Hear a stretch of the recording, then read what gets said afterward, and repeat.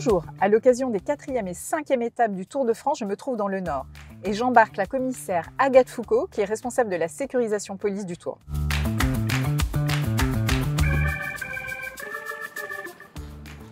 Bonjour Agathe. Bonjour Sonia.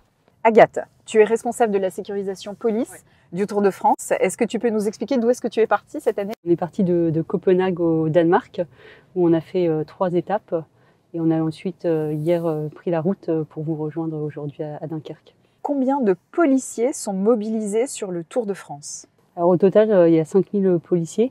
On a 2500 policiers de sécurité publique et 2500 policiers des compagnies républicaines de sécurité.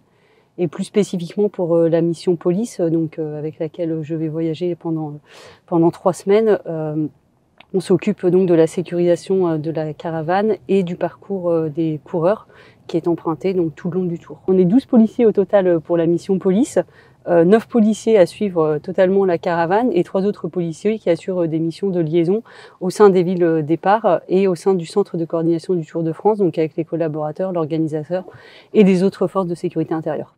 D'accord, donc si je comprends bien, vous sécurisez essentiellement la caravane du Tour spécifiquement et par contre, tout au long, il y a ces fameux 5000 policiers qui sont mobilisés pour sécuriser toute la zone police, c'est bien ça? Tout à fait, pour assurer les dispositifs donc de sécurisation, de circulation, de prévention des actes et de troubles à l'ordre public.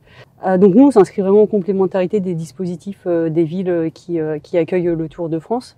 On sécurise à la fois la zone technique et le village départ, et également tout le parcours qui est emprunté par les coureurs et par la caravane publicitaire pour vraiment éviter le risque principal sur ce dispositif qui est le risque routier. Notre objectif, c'est vraiment de s'assurer que le public soit en sécurité pour accueillir la caravane et les coureurs et que eux-mêmes puissent passer sans difficulté. Justement, on voit les véhicules du Tour là, qui se dirigent vers le village. Agathe, est-ce que tu peux nous expliquer ta journée dans la caravane, dans le véhicule de police? Alors ma journée, c'est beaucoup de route dans le véhicule parce qu'on embarque donc dans 3 véhicules. On se met vraiment au sein de la caravane et on remonte toute la caravane, tout le parcours des coureurs donc avec les caravaniers jusqu'à la ville arrivée et on gère les incidents sur le bord de la route, les personnes qui font des malaises, donc tout ça en lien avec les forces de secours et les forces de sécurité locales. Est-ce que tu sais combien de kilomètres tu vas parcourir en sécurisant le Tour de France pour la police? 3228, c'est le nombre exact de kilomètres que les coureurs vont parcourir à vélo et qu'on va suivre. Agathe, ce matin, j'ai assisté au briefing au commissariat de Dunkerque et j'ai vu que tu étais avec tous tes effectifs, mais également avec des policiers belges. Est-ce que tu peux nous expliquer comment se passe la coopération policière internationale pendant le Tour de France? Il y a 2 dimensions. La première, quand on est allé chez les Danois, donc on a travaillé avec les policiers danois qui nous ont accueillis et avec qui on a vraiment travaillé en complémentarité sur le dispositif.